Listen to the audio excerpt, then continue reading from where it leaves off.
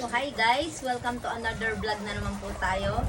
So ngayon na lang po na ulit yung vlog natin kasi alam niyo naman nagdaan ang Pasko, tapos fiesta dito sa amin, New Year, so maraming okasyon. So kaya nawalan tayo ng time mag-vlog. So ngayon naman po, araw na to, ang topic natin ngayon, dahil sa maraming nagtatanong sa akin, ngayon ko lang po masasagot yung mga question nyo.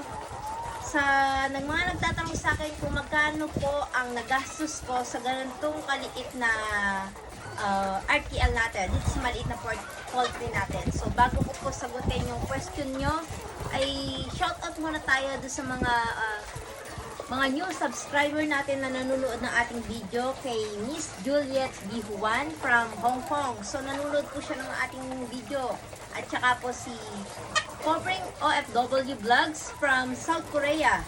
So yan po yung kanyang channel. So salamat po sa panonood nyo ng video ko. Sana po wag po kayo magsawa na makinig ng mga ideas and experience ko dito sa ating mini poultry. So ngayon po ang tatalakayin natin ay isa-isahin natin kung magkano nga ba ang nagastos natin para makapagpatayuan tayo ng ganitong poultry. Nabanggit ko na po sa mga nakaraang video ko regarding sa budget ko sa pagpapatayo ko nitong mini poultry. Since na marami pa rin po nagtatanong regarding dito, kaya ginawan ko siya na specific na video para ma-specify po natin one by one ang lahat ng gastos natin at iba pang mga expenses natin sa pagsisimula nito. So unahin natin sa manok. So yung manok natin, umaabot tayo ng 384 heads. So per head po na binili ko yan as 390 pesos. So ita-times natin yung 390 times to 384, lumalabas siya ng 149,760. So yun yung overall price natin ng manok. Then, punta naman tayo doon sa kulungan niya. So yung kulungan natin, kasi sa isang set ay kasya po sa kanya is 48 heads. So dahil 384 tayo, meron tayong 8 set. So 7.5 po ang isang set. So lumalabas siya na 60,000 po lahat to, 8 set. So dahil may shipping fee tayo, nagastos ko po dyan is 62,000. So papakita ko po sa inyo kung gaano kalaki yung isang set ng kulungan natin. Nakasya is 48 heads, then sa isang butas, kasya naman po ay 4 na manok. So ito ang isang set natin. So, ang isang set natin, ito, yan, 4 na butas ang abutin. Ito, 1, 2, 3, 4. So, dito pinagduktong na po siya. Yan, pinagduktong na. Kaya tabi-tabi niyan. So, sa isang set na ganito, so, 4 ang butas sa taas. Yan, 4 ang butas natin yan. So, sa taas is 16. 16 piraso po na heads yan sa taas. Yan. Then, dito, another 16 po. Yan, 16. Then sa baba ganun din. Yan. 16 din po yan. So kaya umaabot tayo dyan ng 48 heads po sa isang set natin. So dahil 384 heads yan, pinagkabit-kabit na yung mga set niya. So dito ilang set to? 4. And then dito naman sa kabilang side is 4 din po. Yan. So, sa kulungan natin, 62,000 na po yan. Kasama po yung shipping fee natin. Then, after natin sa kulungan, doon naman po tayo sa pagkain. Siyempre, pagdating ng mga RTL natin, pupunduhan natin yan ng pagkain. Mga 1 buwan. Iba nga maabot pa higit 1 buwan. Maswerte ka na lang kung maagang mangitlog yun. Pero dito, halos umabot din ako ng kulang-kulang 2 buwan ako nagpaluwal. Kasi yung una, pa konti-konti lang itlog niya.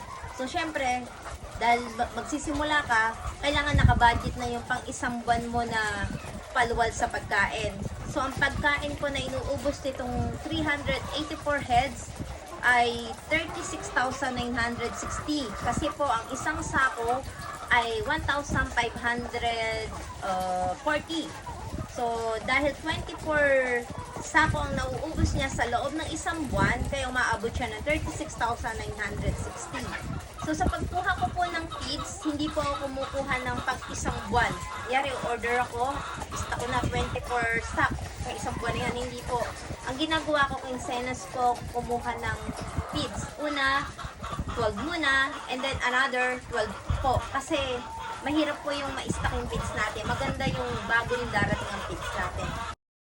So, yan po yung feeds na ginagamit natin. Yan. So, sa isang sako niya is 50 kilo.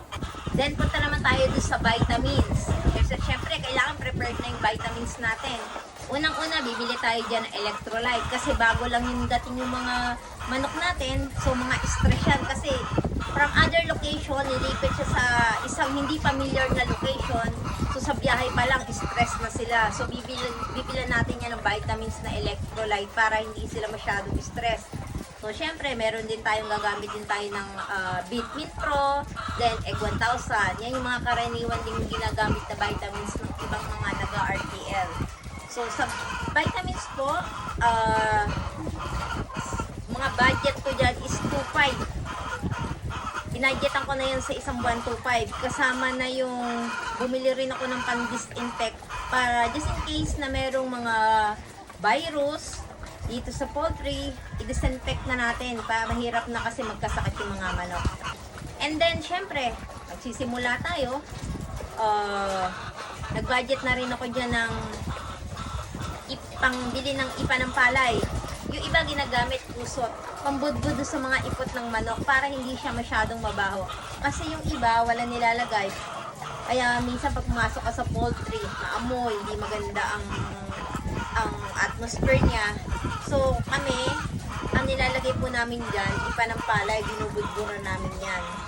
Or kaya, pag wala kaming available na ipa ng palay, yung pusot na tinatawag, yun, so ibubudbud namin siya dyan. Kaya ngayon, tingnan nyo, yung mga ipot ng manok nila is super dry. Dry na talaga, tuyot na to. Kaya sa ibang araw, ito, lahat isasako namin to. Kaya gagawa ako ng separate na video na yun.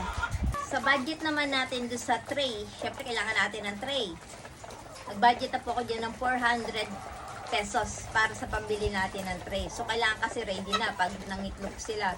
And then, doon sa binili ko naman mga ipalampalay, pabudbud doon sa ipot ng manok, or kaya yung kusot, nag-budget na rin po ako dyan ng 400 pesos para maiwasan nating bumaho yung mga ipot ng manok. Isa rin po sa pagkakagastusan natin, dahil tapos na tayo dito sa manok, kulungan, then sa mga vitamins at pagkain, yung housing nila.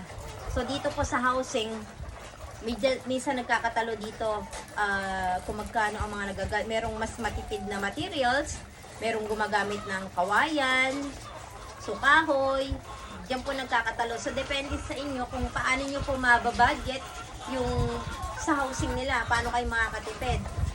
So yung iba, ang pinakabubong nila, yung ordinary na yero, and then yung pinakabalangkas nila is kawayan. So depende po sa inyo yan kung ano po yung prepared sa inyo na paano magiging stable yung housing nila. So dito po sa housing ko, gumastos po ako dito, umabot ng mga 80,000 po ang inabot dito sa housing ko na to. Kasi nakita niyo naman po dito sa tinutungtungan ko yan, bakal. Before po kasi, nakababa to ng konti. Ayun, doon sa lupa, may isang yento ako doon. Inakat ko po ng konti, in-upgrade ko siya.